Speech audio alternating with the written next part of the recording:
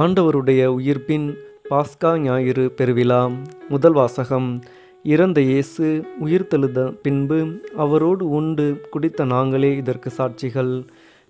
திருத்தூதர் பணிகள் நூலிலிருந்து வாசகம். அந்நாட்களில் பேதுரு பேசத் தொடங்கி, திருமுழுக்கு பெறுங்கள் என்று யோவான் பறைசாற்றிய பின்பு கலிலேயா முதல் யூதேயா முழுவதிலும் நடந்தது உங்களுக்கு தெரியும். கடவுள் நாசரேத்து இயேசுவின் மேல் தூய ஆவியாரின் வல்லமையை பொழிந்தருளினார். கடவுள் அவரோடு இருந்ததால் அலகையின் கொடுமைக்கு உட்பட்டிருந்த அனைவரையும் அவர் விடுவித்து எங்கும் நன்மை செய்து கொண்டே சென்றார். யூதரின் நாட்டுப்புறங்களிலும் எருசலேம் நகரிலும் அவர் செய்த அனைத்திற்கும் நாங்கள் சாட்சிகள். மக்கள் அவரை சிலுவையில் தொங்க வைத்து கொன்றார்கள். ஆனால் கடவுள் அவரை 3ஆம் நாள் உயிரோடு எழுப்பி காட்சியளிக்க செய்தார். ஆயினும் அனைத்து மக்களுக்கும் அல்ல, சாட்சிகளாக கடவுள் முன் தேர்ந்து கொண்டவர்களுக்கு மட்டுமே அவர் காட்சியளித்தார். இறந்த அவர் உயிர்த்தெழுந்த பின்பு அவரோடு உண்டு குடித்த நாங்களே இதற்கு சாட்சிகள். மேலும் வாழ்வோருக்கும் இறந்தோருக்கும் நடுவராக கடவுளால் குறிக்கப்பட்டவர் இயேசுதாம் என்று மக்களுக்கு பறைசாற்றவும் சான்று பகரவும் அவர் எங்களுக்கு கட்டளையிட்டார். அவரிடம் நம்பிக்கை கொள்ளும் அனைவரும் அவரது பெயரால் பாவ மன்னிப்பு பெறுவர் என்று இறைவாக்கினர் அனைவரும் அவரை குறித்து சான்று பகர்கின்றன என்றார். ஆண்டவரின் அருள்வாக்கு. இறைவா உமக்கு நன்றி. பதில் உரை பாடல். பல்லவி. ஆண்டவர் தோற்றுவித்த வெற்றியின் நாள் இதுவே. இன்று அக்களிப்போம், அகமகிழ்வோம். அல்லேலூயா, அல்லேலூயா.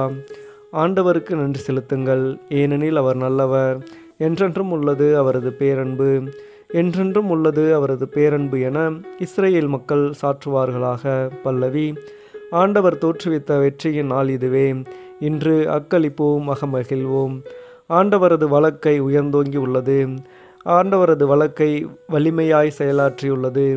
நான் இறந்தொழியேன், உயிர் வாழ்வேன். ஆண்டவரின் செயல்களை விரித்துரைப்பேன். பல்லவி. ஆண்டவர் தோற்றுவித்த வெற்றியின் நாள் இதுவே. இன்று அக்களிப்போம், அகமகிழ்வோம். கட்டுவோர் புறக்கணித்த கல்லே கட்டடத்துக்கு மூளைக்கல்லாயிற்று. ஆண்டவரால் இது நிகழ்ந்துள்ளது. நம் கண்களுக்கு இது வியப்பாயிற்று. பல்லவி. ஆண்டவர் தோற்றுவித்த வெற்றியின் நாள் இதுவே. இன்று அக்களிப்போம், அகமகிழ்வோம். இரண்டாம் வாசகம். மேலுலகு சார்ந்தவற்றை நாடுங்கள், அங்கு கிறிஸ்து அமர்ந்திருக்கிறார். திருத்தூதர் பவுல் கொலேசியருக்கு எழுதிய திருமுகத்திலிருந்து வாசகம். சகோதர சகோதரிகளே, நீங்கள் கிறிஸ்துவோடு உயிர் பெற்று எழுந்தவர்களானால் மேலுலகு சார்ந்தவற்றை நாடுங்கள், அங்கு கிறிஸ்து கடவுளின் வலப்பக்கத்தில் அமர்ந்திருக்கிறார். இவ்வுலகு சார்ந்தவை பற்றி அல்ல, மேலுலகு சார்ந்தவை பற்றியே எண்ணுங்கள். ஏனெனில் நீங்கள் கிறிஸ்துவோடு இறந்து விட்டீர்கள். உங்கள் வாழ்வு அவரோடு இணைந்து கடவுளிடம் மறைந்து இருக்கிறது. கிறிஸ்துவே உங்களுக்கு வாழ்வு அளிப்பவர். அவர் தோன்றும் பொழுது நீங்களும் அவரோடு மாட்சி பொருந்தியவராய் தோன்றுவீர்கள். ஆண்டவரின் அருள்வாக்கு. இறைவா உமக்கு நன்றி. நற்செய்திக்கு முன் வாழ்த்தொலி. அல்லேலூயா, அல்லேலூயா. நம் பாஸ்கா ஆடாகிய கிறிஸ்து பலியிடப்பட்டிருக்கிறார். ஆகையால் நாம் ஆண்டவரின் பாஸ்காவை கொண்டாடுவோமாக. அல்லேலூயா. நற்செய்தி வாசகம். இறந்த இயேசு உயிர்த்தெழ வேண்டும். யோவான் எழுதிய தூய நற்செய்தியிலிருந்து வாசகம். வாரத்தின் முதல் நாளன்று விடியற் காலையில் இருள் நீங்கும் முன்பே மகதலா மரியா கல்லறைக்கு சென்றார். கல்லறை வாயிலில் இருந்த கல் அகற்றப்பட்டிருப்பதை கண்டார். எனவே அவர் சீமோன் பேதுருவிடமும் இயேசு தனி அன்பு கொண்டிருந்த மற்ற சீடரிடமும் வந்து, ஆண்டவரை கல்லறையிலிருந்து யாரோ எடுத்து கொண்டு போய்விட்டனர். அவரை எங்கே வைத்தனரோ என்று எங்களுக்கு தெரியவில்லை என்றார். இதை கேட்ட பேதுருவும் மற்ற சீடரும் கல்லறைக்கு புறப்பட்டனர். இருவரும் ஒருமித்து ஓடினர். மற்ற சீடர் பேதுருவை விட விரைவாக ஓடி முதலில் கல்லறை அடைந்தார். அவர் குனிந்து பார்த்தபோது துணிகள் கிடப்பதை கண்டார். ஆனால் உள்ளே நுழையவில்லை. அவருக்கு பின்னாலேயே சீமோன் பேதுருவும் வந்தார். நேரே அவர் கல்லறைக்குள் நுழைந்தார்.